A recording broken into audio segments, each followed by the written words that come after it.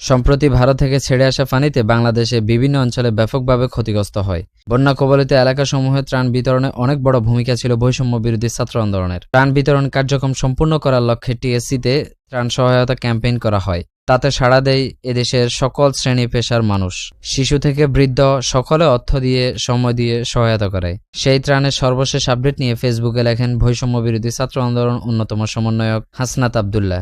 তিনি তার ফেসবুক স্ট্যাটাসের মাধ্যমে জানান, গত 4 সেপ্টেম্বর প্রেস ব্রিফিংয়ের মাধ্যমে আমাদের টিএসসির ত্রাণ কর্মসূচির আয় ও ব্যয়ের হিসাব জানানো হয়েছে।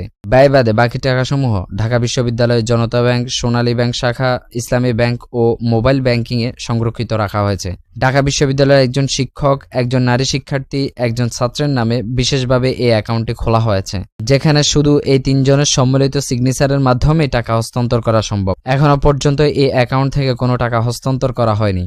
স্বচ্ছতা নিশ্চিতকরণের লক্ষ্যে আমরা ত্রাণ কার্যক্রমের আয় ও ব্যয়ের উপর একটি অডিট করেছি এবং আগামী কয়েকদিনের মধ্যে অডিট রিপোর্ট প্রকাশ করা হবে ইনশাআল্লাহ। আমরা সবসময় গঠনমূলক সমালোচনা গ্রহণে আগ্রহী। কোনো বিশেষ ভুল বোঝাবুঝি থাকলে অনুগ্রহ করে তা নির্দিষ্টভাবে তুলে ধরুন, যাতে আমাদের কাজ আরও কার্যকারী হতে পারে। আগামী বাংলাদেশ হোক স্বচ্ছতা এবং জবাবদিহিতার মডেল। এই ছিল বৈষম্য বিরোধী ছাত্র আন্দোলনের অন্যতম সমন্বয়ক হাসনাত আবদুল্লাহর পোস্ট, যার মাধ্যমে তিনি বন্যা কবলিত এলাকাসমূহের জন্য কালেকশন করা অর্থের বর্তমান পরিস্থিতি সম্পর্কে তথ্য দিয়েছেন। দর্শক, এই ছিল আজকের আয়োজন। দেখা হচ্ছে অন্য কোনো ভিডিওতে।